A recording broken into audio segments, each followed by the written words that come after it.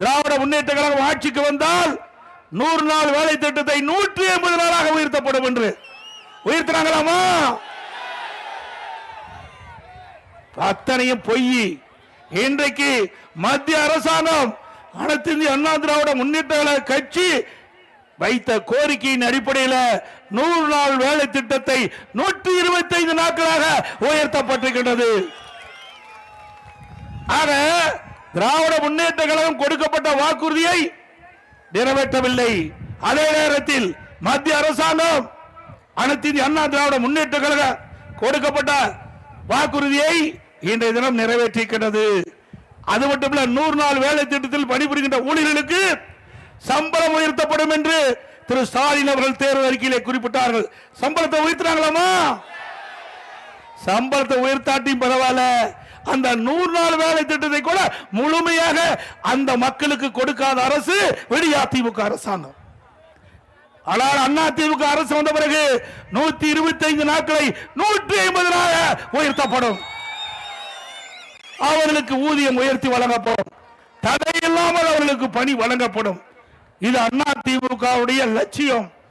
ஆனால் திராவிட முன்னேற்ற கழகம் தேர்தல் நேரத்தில் கொடுக்கப்பட்ட வாக்குறுதி எதுவுமே முழுமையாக நிறைவேற்றப்படவில்லை. சிந்தித்து பாருங்கள்.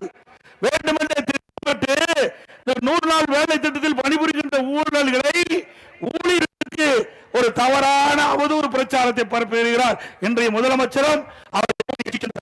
இன்னைக்கு 100 நாள் வேலை திட்டம் ரத்து செய்வதாக ஒரு பச்சை பொய்யை சொல்லுகின்ற முதலமைச்சர் இன்றைய முதலமைச்சர், அவருடைய கூட்டணி கட்சியை சேர்ந்த தலைவர்கள் நிச்சயமாக 100% உறுதியாக சொல்கின்றோம். 100 நாள் வேலை திட்டத்தை 125 நாட்களாக இன்றைக்கு மத்திய அரசு உயர்த்திருக்கிறது. அது மட்டுமல்ல, அதோடு மேலும் நாங்கள் கோரிக்கை வைத்து அழுத்தம் கொடுத்து 125 நாட்கள் 150 நாளாக உயர்த்துவதற்கு உண்டான நடவடிக்கை அண்ணா திமுக கட்சி எடுக்கும். அண்ணா திமுக ஆட்சி அமைந்தவுடன் இதை நிறைவேற்றப்படும். அதனால சிந்திச்சு பாருங்க, இந்த மக்கள் ஒரு அரசாங்கம் எப்படி இயங்க வேண்டும் என்பதற்கு எடுத்துக்காட்டு அண்ணா திமுக அரசாங்கம். கொரோனா வைரஸ் தொற்று கடுமையாக மக்கள் பாதிக்கப்பட்டாங்க. இன்றைக்கு அந்த கொரோனா வைரஸ் காற்றிலே எளிதாக பரவக்கூடியது. ஒரு இடத்திலிருந்து மற்றொருக்கு எளிதாக அந்த நோய் வைரஸ் பரவக்கூடியது. அப்படிப்பட்ட அந்த கொரோனா வைரஸ் பரவலை அதை முறையாக தடுத்து மக்களுடைய உயிரியை காப்பாற்றிய அரசாங்கம் அண்ணா திமுக அரசாங்கம். ஒரு வருடங்க, ஒரு நாள் 2 நாள் இல்ல, 1 மாசம் 2 மாசம் இல்ல, ஒரு வருடம் இந்த கொரோனா வைரஸ் பரவலை தடுப்பதற்கு அனைத்து இந்திய அண்ணா திராவிட முன்னேற்ற கழக அரசு கடுமையான முயற்சி எடுத்தது. தமிழகத்தில் இருக்கின்ற 8 கோடி மக்களும் பாதிக்க கூடாது, அவர் வீட்டிலேயே இருக்கக்கூடிய சூழலை உருவாகியது. அப்பொழுது மக்களை பாதுகாக்கப்பட்டோம். உயரவில்லை, கட்டுப்பாட்டில் வச்சிருந்தோம். ஒரு ஆண்டு அரசாங்கத்துக்கு எந்த வருவாயும் கிடையாது. அப்பொழுது கூட மக்கள் துன்பப்படவில்லை. ஒரு அற்புதமான ஆட்சி கொடுத்த அரசாங்கம் அண்ணா திமுக அரசாங்கம். விலை மதிக்க முடியாத உயிரை காப்பாற்றிய அரசாங்கம் அண்ணா திமுக அரசாங்கம். சிந்திச்சு பாருங்க, வல்லரசு நாடு அமெரிக்கா போன்ற வல்லரசு நாட்டில் கூட கொரோனா வைரஸ் முழுமையாக கட்டுப்படுத்த முடியல, லட்சக்கணக்கான பேர் உயிரிழந்தார்கள். ஆனால் தமிழகத்தில் அனைத்து இந்திய அண்ணா திராவிட முன்னேற்ற கழக அரசு இருக்கின்ற பொழுது இன்றைக்கு இந்த கொரோனா வைரஸ் பரவலை தடுத்து நிறுத்தி மக்களுடைய உயிர்களை காப்பாற்றிய அரசு அண்ணா திமுக அரசு. அந்த வைரஸ் எப்படி மக்களை பாதிக்கும், அது எந்த ரூபத்தில் அந்த நோய் வரும் எதுவுமே தெரியாத காலகட்டம்.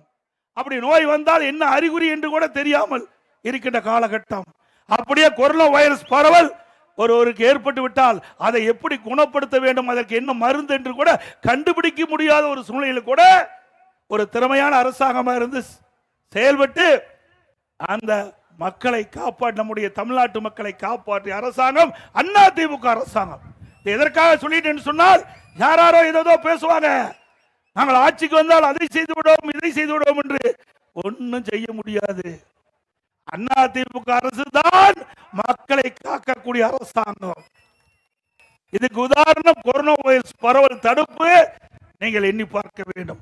அந்த காலகட்டத்தில் மக்களுக்கு வேலை வாய்ப்பு இல்லை, மக்கள் பாதிக்க கூடாது என்பதற்காக ரேஷன் கடையில் 11 மாதம் விலையில அரிசி விலையில்லா எண்ணெய், விலையில்லா சக்கரை கொடுத்தோம். தொழிற்சாலை பணிபுரிகின்ற தொழிலாளர்களுக்கு உதவி செஞ்சோம். எல்லா குடும்பத்தையும் 1000 ரூபாய் கொடுத்தோம். அந்த காலகட்டத்தில் தைப்பொங்கல் வந்தபோது எல்லா இல்லங்களிலும் தைப்பொங்கல் பொங்க வேண்டும் என்ற அடிப்படையில் எல்லா ரேஷன் கடைக்கும் 2500 ரூபாய் கொடுத்தோம். இன்னைக்கு அன்றைய தினம் ஸ்டாலின் அவர்கள் குறிப்பிட்டார், ஏன் 2500 ரூபாய் பொங்கல் போது கொடுக்கிறீங்க, 5000 ரூபாய் கொடுன்னு சொன்னாங்க. இப்போ கடந்த முறை தைப்பொங்கல் என்று 1 ரூபாய் கூட தைப்பொங்கல் என்று தனி இன்னைக்கு இந்த அரசு குடும்ப அட்டைக்கு வழங்கல. இனியாவது கடைசி காலம் நெருங்கி விட்டது திராவிட முன்னேற்ற கழகத்துக்கு. இனியாவது மக்களுடைய எண்ணங்களை புரிந்து மக்கள் மகிழ்ச்சி அடைகின்ற விதமாக குடும்ப அட்டைக்கு 5000 ரூபாய் கொடுங்க தைப்பொங்கல் என்று. ஏன்னா இனிமேல் திமுக ஆட்சி வர போறது இல்ல. ஆட்சி போகும்போது மக்கள் உங்களை வாழ்த்துட்டோம். அதனால நீங்கள் ஏற்கனவே குறிப்பிட்டவாறு திரு ஸ்டாலின் அவர்களே குடும்ப அட்டைக்கு தைப்பொங்கல் என்று 5000 ரூபாய் வழங்குங்கள் என்று இந்த நேரத்திலே நான் கோரிக்கை வைக்கின்றேன். அது மட்டுமல்ல, கொரோனா காலம், இன்னைக்கு அரசாங்கத்துக்கு வரி வருமானம் கிடையாது, ஜிஎஸ்டி வருமானம் கிடையாது, பத்திரப்பதிவு வருமானம் கிடையாது, ரோட் டாக்ஸ் வருமானம் கிடையாது. அதோட பெட்ரோல் டீசல் விற்கல, அதிலிருந்து வருகின்ற வருவாய் இல்ல. அதோட மதுக்கடைகள்லாம் மதுபான கடைகள் திறக்கல, டாஸ்மாக் கடை திறக்கல, அதில் வருகின்ற வருவாய் கலால் வரி கிடையாது, கலால் வருகின்ற வருவாயும் இல்ல. 1 ரூபாய் வருவாய் இல்லாம 11 மாதம் 1 ஆண்டு காலம் சிறப்பான ஆட்சி செய்த அரசு அதிமுக அரசு. விலைவாசி உயராம பார்த்துக்கிட்டோம். அரசாங்கத்துக்கு வருமானம் இல்ல. அந்த காலகட்டத்தில் கூட இந்த கொரோனா வைரஸ் பரவலை தடுப்பதற்கு 40,000 கோடி செலவழித்து அந்த மக்களை காப்பாற்றிய அரசு அதிமுக அரசு. அந்த காலகட்டத்தில் மின் கட்டணத்தை உயர்த்தல, வீட்டு வரியை உயர்த்தல, கடவரி உயர்த்தல, பீக்கர் கட்டணம் உயர்த்தல, குடி வரி உயர்த்தல, குப்பை வரி போடல. மக்கள் பாதிக்காத அளவிற்கு ஒரு சிறப்பான ஆட்சி கொடுத்த அரசாங்கம் அதிமுக அரசாங்கம். அப்பொழுது கூட இந்தியாவிலேயே தமிழகம் நிதி நெருக்கடி இல்லாம பார்த்துக்கிட்டோம். கொரோனா வைரஸ் இருந்த காலகட்டத்தில் கூட ஒரு ஆண்டு வரி வருவாய் இல்லாத காலகட்டத்தில் கூட தமிழ்நாட்டில் இருக்கிற அரசு, தமிழ்நாடு அரசுக்கு வருமானமே இல்லாத போது கூட மக்கள் பாதிக்காத அளவிற்கு ஒரு சிறப்பான ஆட்சி கொடுத்த அரசு அதிமுக அரசு. இன்றைய தினம் வருவாய் உயர்ந்திருக்கிறது, ஜிஎஸ்டி வருவாய் உயர்ந்து விட்டது, கலால் வரி உயர்ந்து விட்டது, பத்திரப்பதிவு வரி உயர்ந்து விட்டது, ரோட் டாக்ஸ் உயர்ந்து விட்டது, பெட்ரோல் டீசல் விற்பனை வரி உயர்ந்து விட்டது. இவ்வளவு வரி உயர்ந்து வருமானம் அதிகரித்து கடன் வாங்கிட்டு இருக்கிறாங்க. எல்லாம் கடன்காரன் ஆக்கிட்டாங்க. நான் உட்பட நீங்க அத்தனை பேரும் கடன்காரன் ஆக்குனதுதான் இந்த ஸ்டாலின் ஆட்சியுடைய சாதனை.